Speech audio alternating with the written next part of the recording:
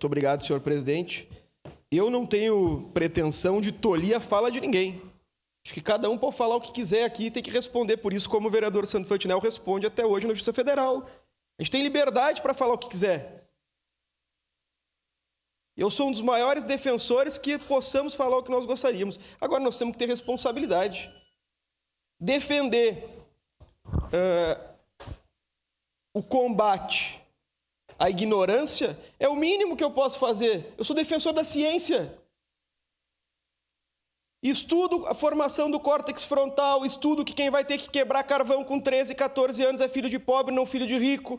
Que quem vai ter que cortar cana é filho de pobre, filho de rico. E que quando se expõe alguém a uma situação de vulnerabilidade, como tratou o vereador Fiuza, como tratou o vereador Iago, como tratou o vereador Lucas, como tratou a vereadora Andressa e como tratou o vereador Caleb, nós todos aqui sabemos o final.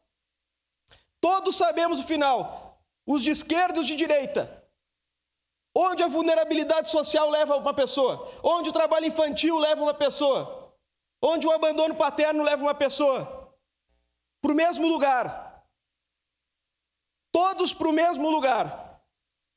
Para as margens da sociedade, para o cometimento de crime. Então nós precisamos debater a formação do cidadão. Todos aqui entendemos de forma comum que a pessoa tem que ter acesso ao mínimo, ao básico, para ser formado. Tem que ter acesso à educação. Nós vimos aqui uma senhora que veio apresentar um projeto social para a emancipação de crianças, porque ali falhou a família, falou a sociedade, todos nós falhamos, e o Estado às vezes falha. A gente faz um discurso na frente dos outros. Agora, para agradar o nosso público, fazemos outros. Todo mundo aqui tem consciência do que a gente está falando. Está falando de emancipação de criança através de educação, não através de corte de cana e de quebrar carvão. Vou votar sim, parabéns ao vereador Caleb por não desvirtuar o debate. Em declaração de voto, vereador